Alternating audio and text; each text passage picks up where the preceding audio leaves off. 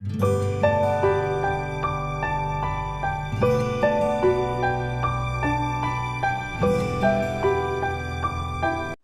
aja, selesai takbiratul ihram, Allahu Akbar. Lepas itu dia takbir, Allahu Akbar, Allahu Akbar, Allahu Akbar. Nak beribu-ribu kali pun itu hanya zikir saja. Kalau takbir zikir layu asir, tidak masalah, tidak berpengaruh kepada mulai atau tidaknya sholat.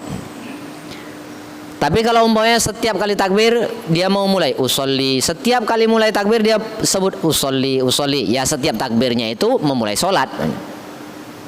Jadi usolli itu memulai sholatnya. Ini takbir yang diucapkan oleh sebahagian kecil orang yang kadang-kadang dia entah karena tidak sadar atau karena dia ragu. Maka perkara ini perlu diperhatikan. Jadi kalau takbirnya itu dengan niat membuka sholat, maka takbir yang ganjil itu membuka, takbir yang genap akan menutup ataupun akan membatalkan sholat itu sendiri. Kemudian dalam takbiratul ihram, wayajibu diwajibkan isma'uhu ay takbir. Takbirnya itu hendaklah didengarkan nafsahu oleh dirinya sendiri. Ingkana sahihas sam'i, ketika pendengarannya itu sehat. Jadi hukumnya itu wajib ketika kita melafadzkan takbiratul ihram, didengar oleh telinga kita sendiri manakala telinga kita ini sehat.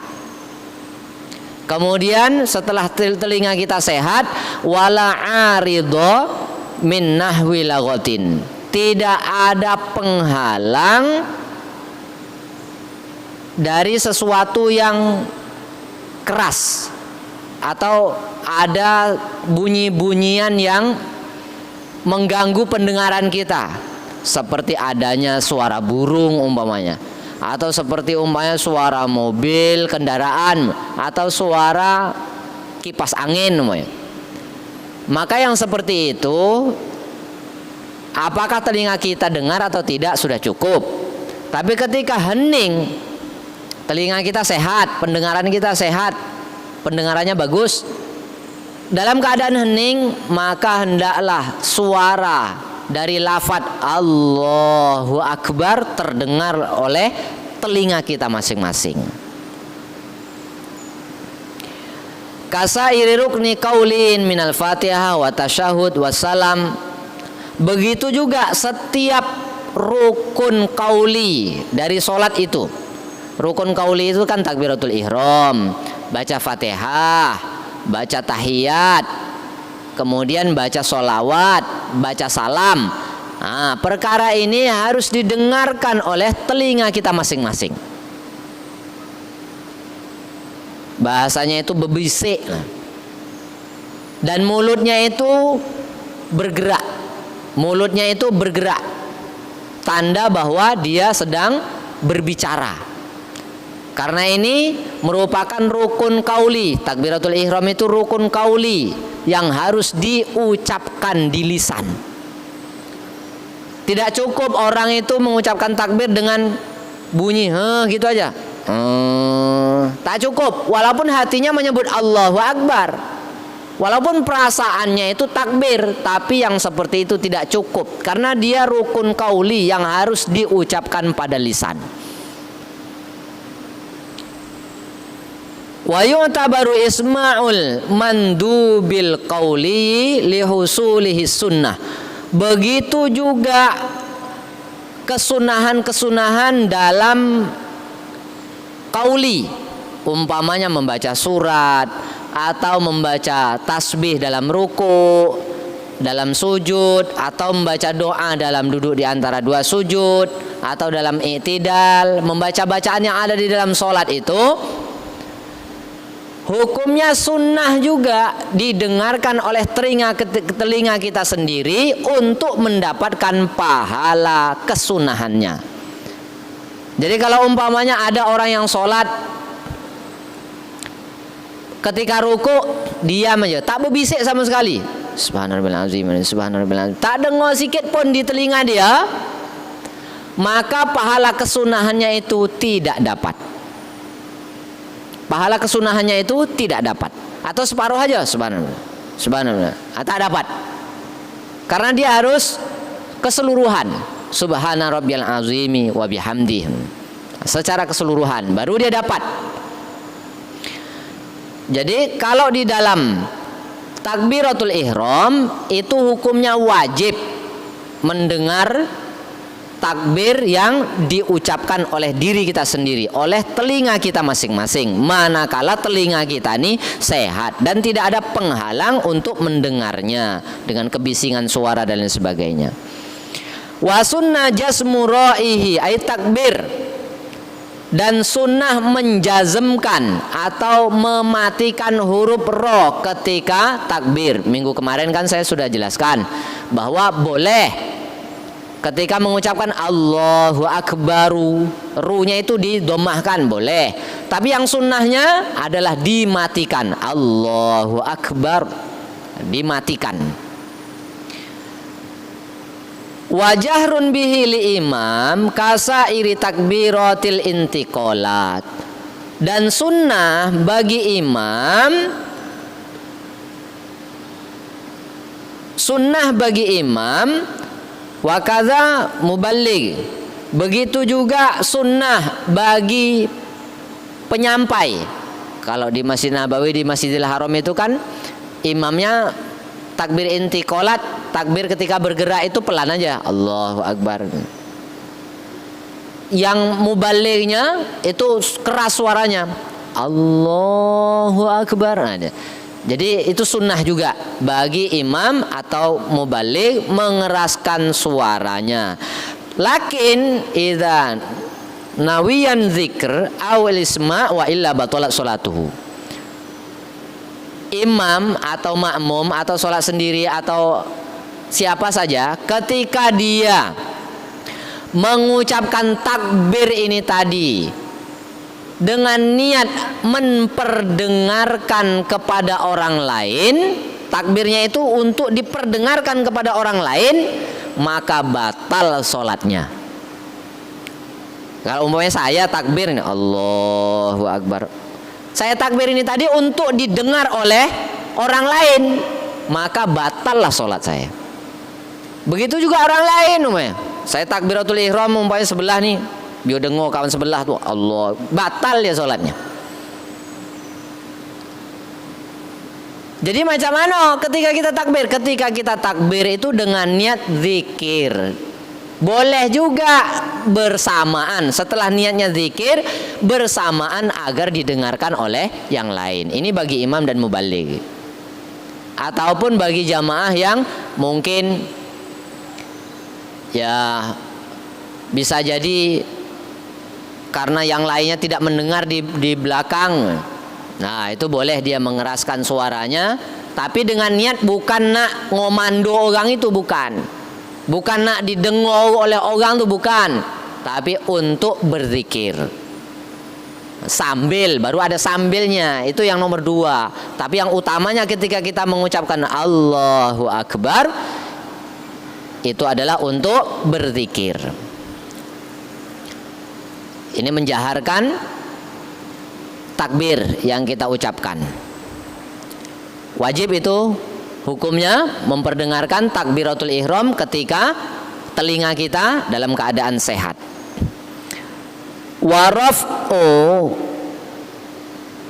kaffaihi aw ihdahuma in ta'assara raf'ul ukhra. Dan sunnah hukumnya mengangkat telapak tangan, mengangkat kedua telapak tangan. Ketika takbir itu sunnah mengangkat kedua telapak tangan. Inta'assara raf'ul ukhra. Kalau tak mampu, nah ngangkat tangan ini tak bisa, bisanya cuma sebelah, ya sudah sebelah aja, yang satu lagi tak diangkat. Jadi kesunahannya itu berlaku bagi orang yang memiliki kemampuan untuk mengangkat tangannya. Kalau tak mampu sama sekali, ya nak dihapuskan.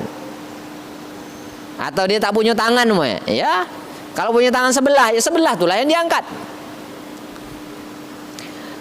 Jadi mengangkat kedua tangan, mengangkat telapak tangan, ini hukumnya sunnah. Bikasfin ay ma'a kasfihima.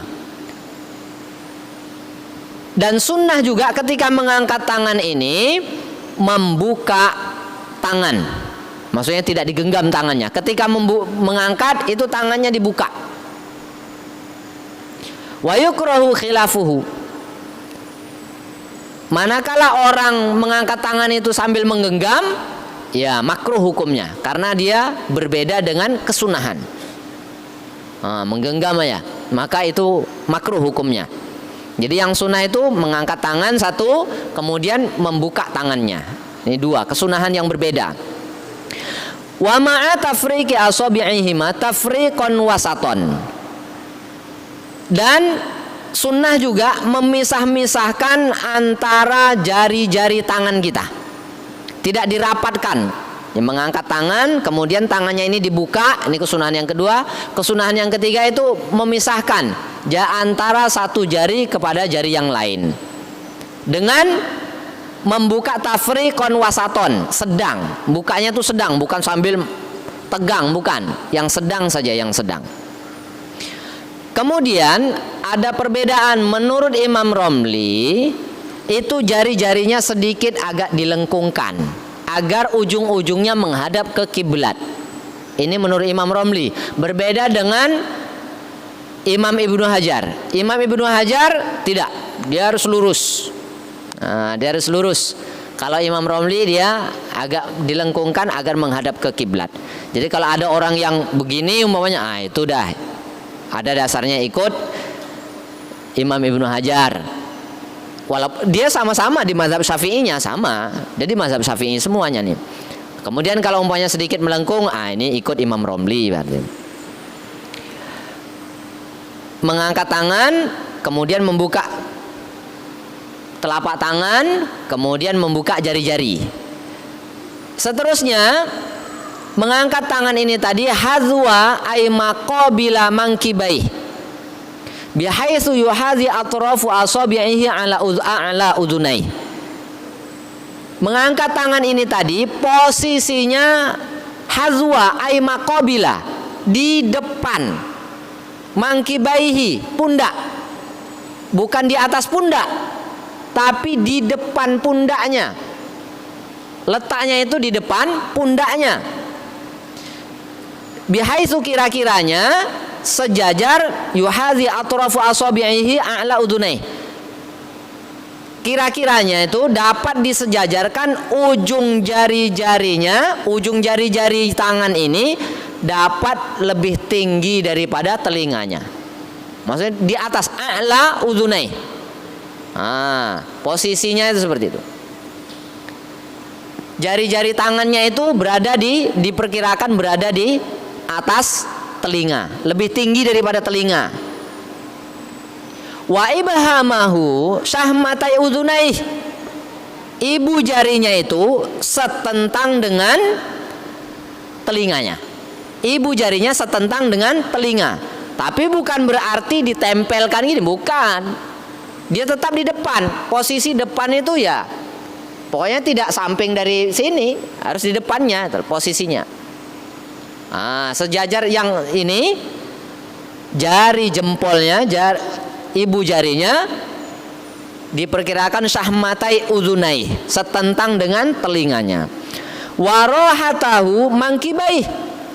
Telapak tangannya ini tadi mangkibai, berada di bahunya, di pundaknya. Diperkirakan tengok di kaca. Kalau mau pas itu tengok di kaca di rumah. Macam mana pasnya nih? Tengok di kaca nih. Pas atau belum nih? Dan ini kesunahan-kesunahan yang satu sama lain tidak sama. Maksudnya kalau orang umpamanya takbir itu gini aja. Jadi apa sunnah? Sunnahnya mana? Ngangkat tangan, membuka tangan, memisah-misahkan tangan. Cuma ada sunnah yang tidak dibuat. Umpamanya setentang, tak setentang dengan telinga. Tinggal itu satu sunnah. Kalau dibuat semuanya banyak kesunahannya itu loh. Banyak pahalanya itu loh. Ketika mengangkat tangan ini banyak pahalanya. Mengangkat tangan, membuka tangan, kemudian jari-jarinya dipisahkan. kemudian dilengkungkan atau diluruskan, diletakkan di bagian depan sejajar dengan bahu telapak tangannya, ujung jarinya setentang dengan telinga, ujung-ujung jarinya di atas telinga. Ini kesunahan-kesunahan semuanya itu, yang mendapatkan pahala semakin banyak. Mengapa kok dibuat di situ? Lil ittiba'i, karena mengikut apa yang sudah dicontohkan oleh Nabi Muhammad sallallahu alaihi wasallam. Diriwayatkan oleh Ibnu Umar radhiyallahu anhu annahu kana Rasulullah sallallahu alaihi wasallam yarfa'u yadayhi hadwa mankibaihi idza iftataha shalah. Kata Ibnu Umar radhiyallahu anhuma bahwa Nabi itu mengangkat kedua tangannya setentang dengan bahu ketika memulai sholat. Nah, ini kesunahannya mengikuti apa yang sudah dibuat oleh Nabi Muhammad SAW. Kemudian mengangkat tangan ini tadi, wahadhil kaifiyah, yang tata cara mengangkat tangan ini tadi, tusannu disunnah kama jami'i takbir. Jami'i takbiri taharrumin bi ayyuqrinahu bihi ibtidaan wa yunhihi ma'an. Kesunahannya itu dalam keseluruhan takbir, dalam keseluruhan takbiratul ihram. Jadi ngangkat tangan ini tadi dalam keseluruhan takbiratul ihram. Tidak pula takbir itu Allahu Akbar, belum lagi diletakkan dah akbar. Tidak, dalam keseluruhan takbirnya itu kesunahan-kesunahan ini berlaku tadi. Ketika takbir Allahu Akbar. Nah, jadi kesunahannya ini dapat semuanya dalam takbir. Boleh berbarengan, boleh juga tidak. Ya, ada ikhtilaf di mazhab Syafi'i, ada ikhtilaf. Ada kalanya ketika memulai takbir itu sama. Allahu Akbar, selesai, habis. Ada kalanya ketika sudah berada di atas ini, begitu berada mulai ngangkat ini, mulai ngangkat yang setentang dengan bahu, baru dia mulai Allahu Akbar. Jadi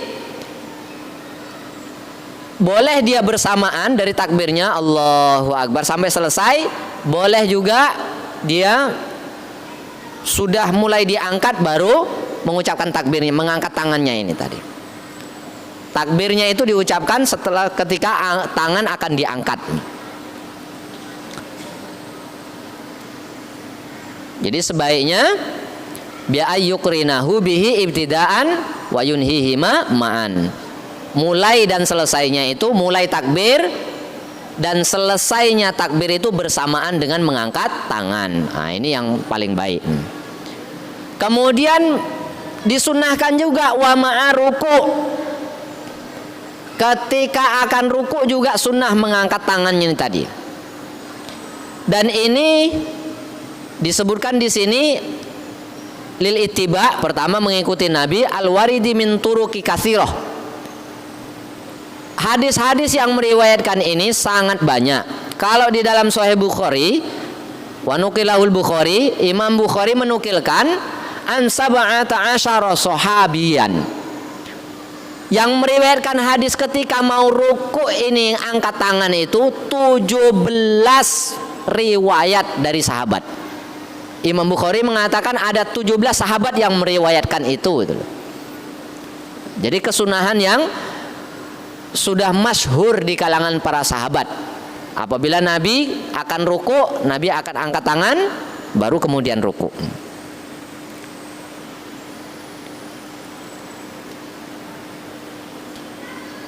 Ini kesunahan dalam takbir. Kemudian waraf'u minhu ay minar ruku. Kesunahan lagi ketika bangun dari ruku, ketika i'tidal, mengangkat tangan ini sunnah juga lagi ketika i'tidal.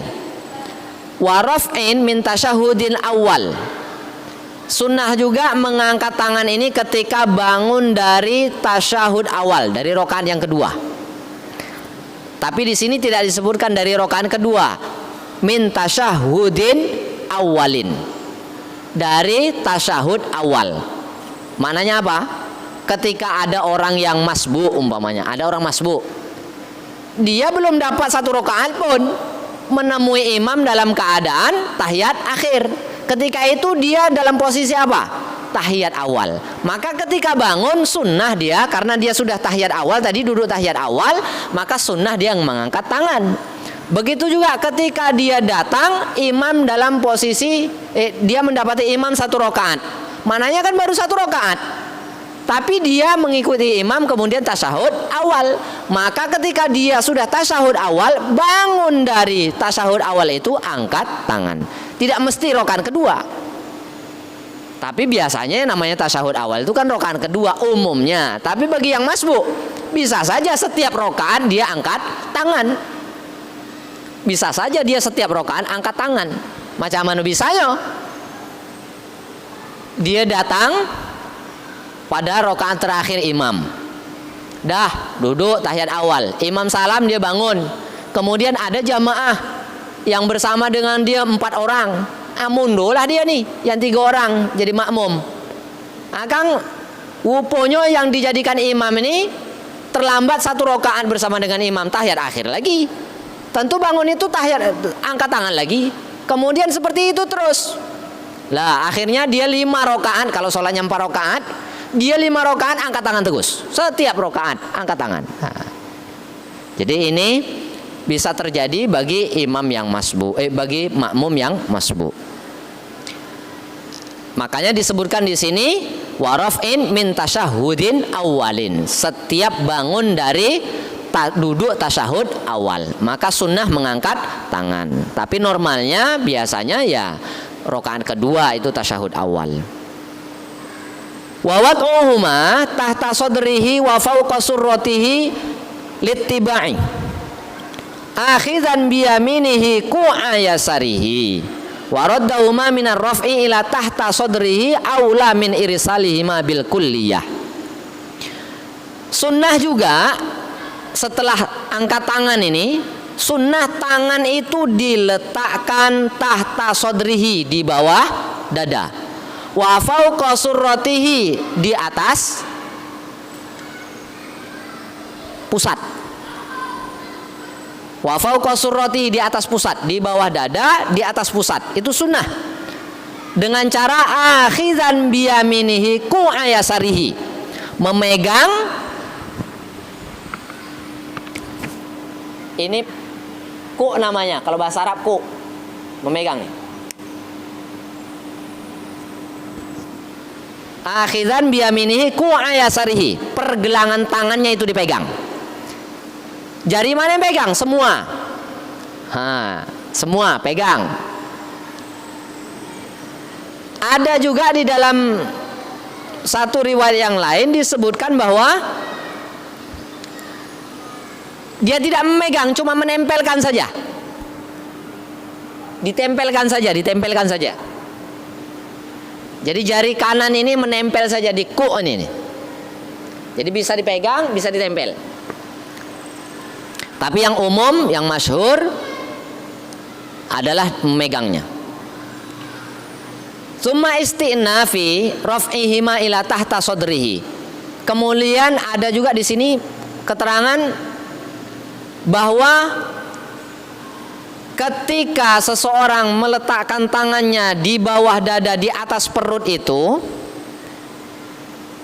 caranya apakah dari takbir ini tadi, dari angkat tangan langsung turun, langsung pegang, atau turun dulu?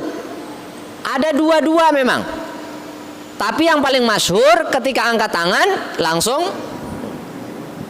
Ada yang angkat tangan irsalkan dulu baru diangkat.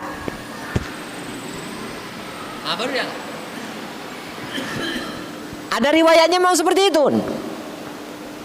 Jadi diletakkan di bawah dada, di atas perut. Kemudian ada lagi dalam kaul yang lain disebutkan ma'ilan ila jihati yasarihi. Sudah diletakkan sini, tarik ke kiri sedikit. Tarik ke kiri. Ma'ilan ila jihati yasarihi. Jadi ditarik ke kiri sedikit. Tapi yang paling masyhur mana? Yang diletakkan di bawah dada, di atas perut, itu yang masyhur. Kalau yang ditarik ini yang masyhur juga, tapi lebih masyhur yang tengah ini tadi.